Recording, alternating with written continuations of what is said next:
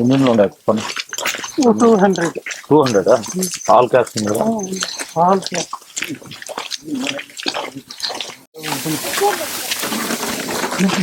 అదే రానా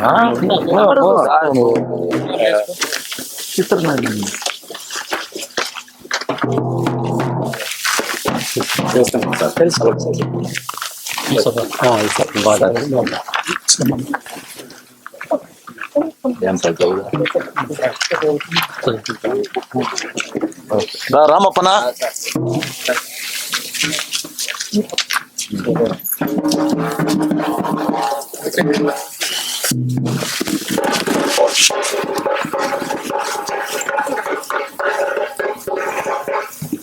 ఇట్లా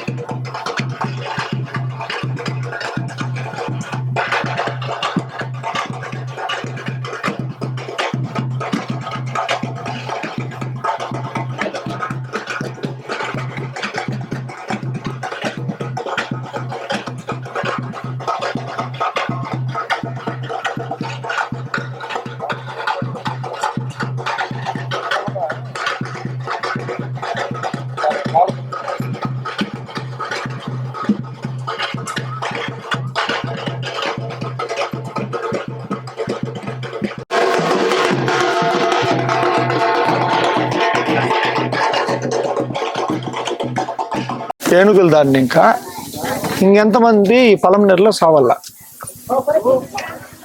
మొన్న బండ మీద జరారపల్లి దగ్గరికి పోతుంది. ఒక నిమిషంలో 2 బిడ్డలను ఎత్తుకొని ఆయమ్మ పరిగెత్త యువతలు పోయిన దానికి 2 బిడ్డలు సేవాయరి, ఆయమ్మ సేవాయ.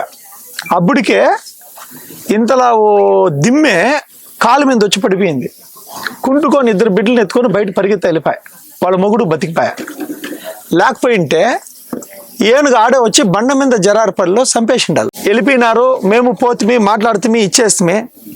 దాని తర్వాత మరుసటి రోజు వచ్చింది ఏనుగు, మళ్ళీ అదే ఇంటికి వచ్చింది. వచ్చి వీళ్ళందరూ భయపడి ఊర్లోకి వెళ్ళిపోయినారు, ఇల్లు వదిలేసినారు, ఆవులు కట్టేస్తే దూన చంపేసింది.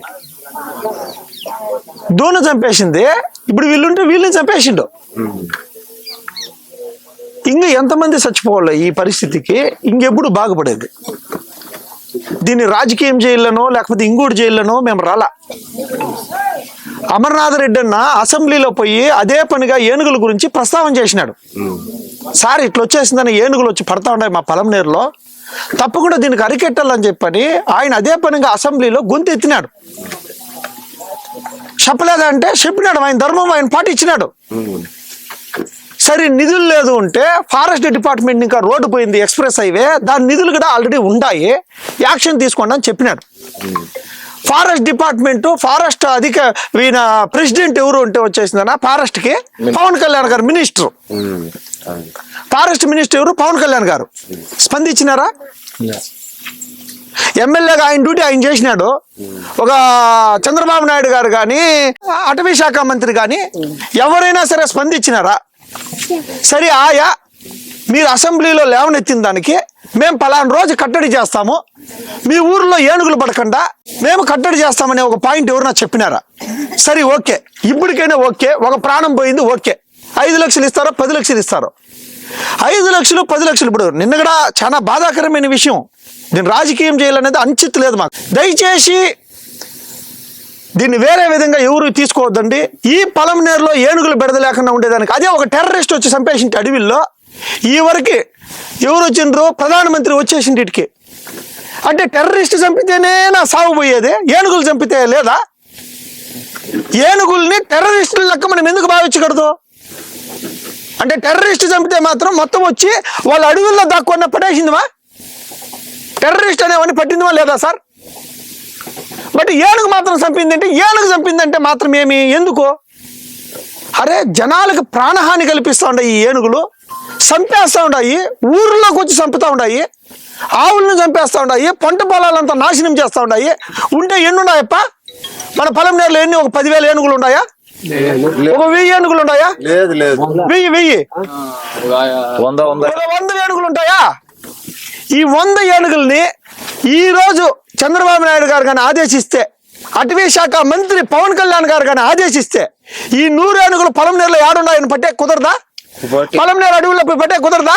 పట్టేసి దారాళంగా అవునా కదా? పట్టి. పోయి అవుట్లను పట్టి ఇమ్మీడియట్ అవుట్లను బంధించి, అవును ఎంత టెక్నాలజీలో ఉన్నాం, 1947లో ఉన్నామా మనము?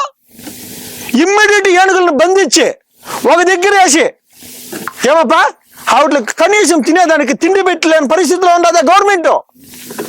తిండి లేకుండా ఏమీ లేకుండా ఊర్ల మీద పడి సంపక తింటా ఉన్నాయి.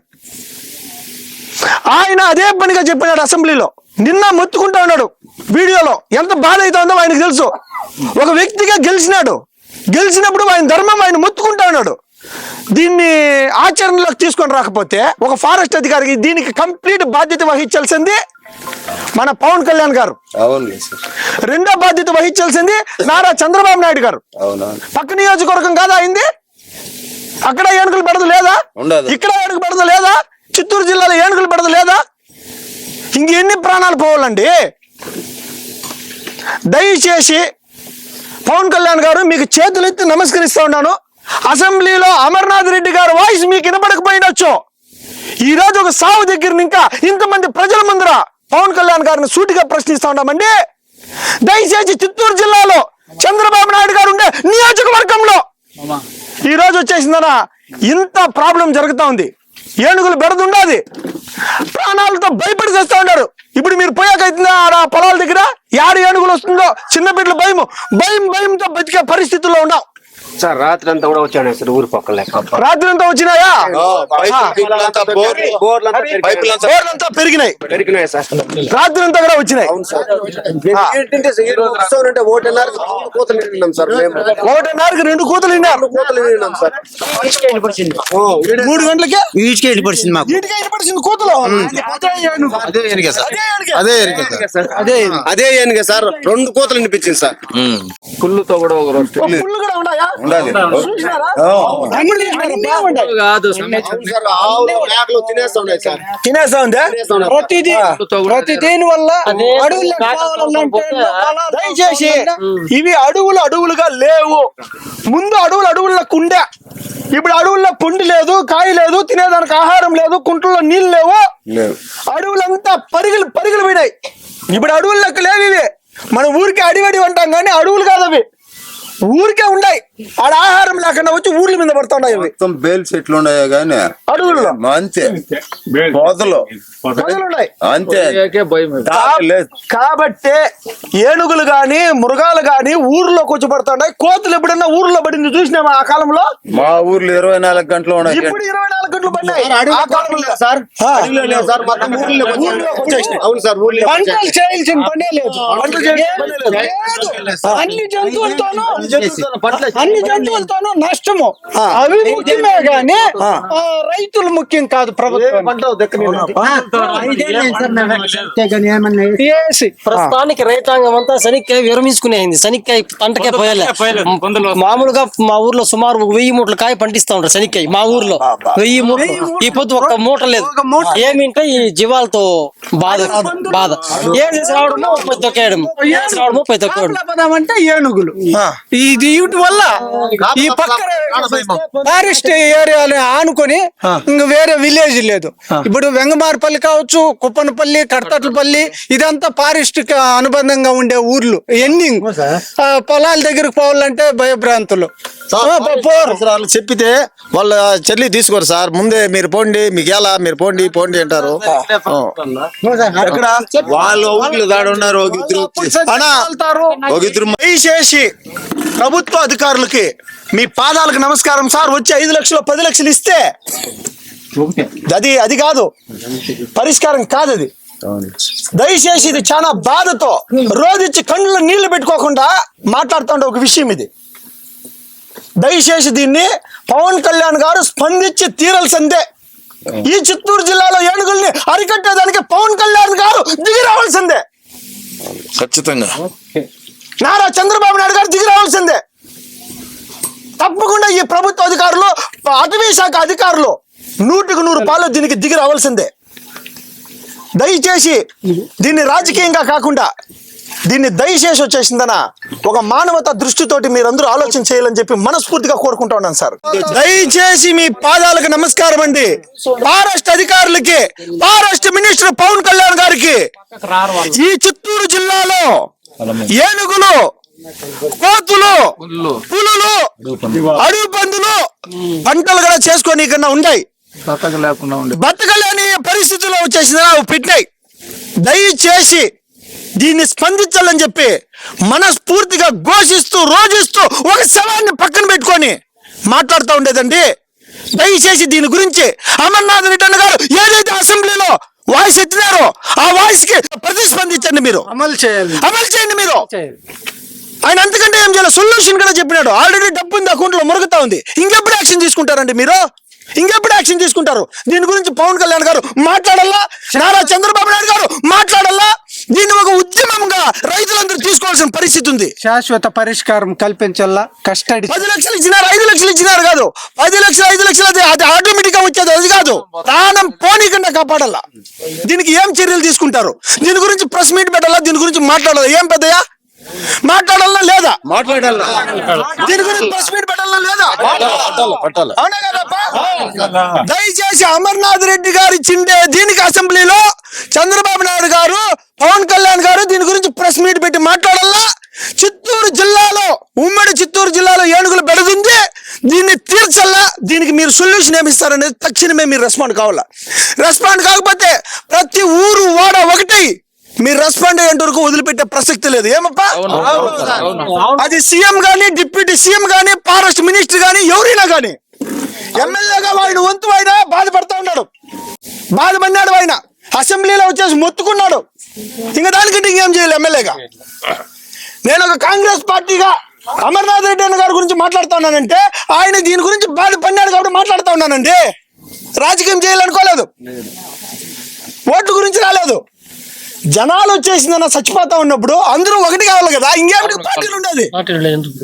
కష్టం వచ్చినప్పుడు అన్ని పార్టీలు ఒకటి కాకపోతే ఇంక ఎందుకంటే పార్టీలు అతీతంగా అందరూ కష్టపడారు. కాంగ్రెస్ పార్టీ రాష్ట్ర అధికార ప్రతినిధిగా, ఏపీసీసీ స్పోక్స్ పర్సన్ గా ఈ రోజు చంద్రబాబు నాయుడు గారిని సూటిగా ప్రశ్నిస్తా ఉన్నాను, పవన్ కళ్యాణ్ గారిని సూటిగా ప్రశ్నిస్తా ఉన్నాను. దయచేసి ఉమ్మడి చిత్తూరు జిల్లా, ఈ రాయలసీమలో ఉండే అటవీ అధికారులందరూ తక్షణమే స్పందించాలని చెప్పి మనస్ఫూర్తిగా కోరుకుంటా ఉన్నాను. Thank you. ఈరోజు పలమనేరు నియోజకవర్గంలోని బైరెడ్డిపల్లె మండలం పాతపేట పంచాయతీ కుప్పనపల్లి గ్రామంలో నిన్నటి రోజున కూలి రైతు శంకరప్ప అనే అతను తన పశువుల కాచుకోవడానికి వెళ్ళి దురదృష్టవశాత్తు అడవిలో వెళ్ళిందేమో అని చూసే ప్రయత్నంలో ఒక ఒంటరి ఏనుగు ఆయన మీద దాడి చేసి విచక్షణారహితంగా ఆయన కాళ్ళు చేతులు అన్నీ విరిచేసి తొక్కేసి అప్పటికప్పుడే మళ్ళీ ఆయన త్రుటిలో ఆసుపత్రికి తరలిస్తే అక్కడ ప్రాణం పోయిందని, ఆయనకు ఇద్దరు కుమార్తెలు, 2 భార్యలు కూడా, 1 కుమారుడు. వీరందరూ కూడా ఆయన యజమానిగా ఆయన పోతే వీధిని పడ్డారు. ఈ పరిస్థితికి అంతా కారణం ప్రభుత్వ వైఫల్యం. ఈ ప్రాంతంలో అనేక సంవత్సరాలుగా ఏనుగుల సమస్య ఉందని అధికారులకైతేనేమి, ప్రజాప్రతినిధులకైతేనేమి, కూతవేటు దూరంలో ఉన్నటువంటి చంద్రబాబు నాయుడు గారికి అయితేనేమి తెలియదా? దీనికి శాశ్వత పరిష్కారం ఎందుకు చూపలేదు?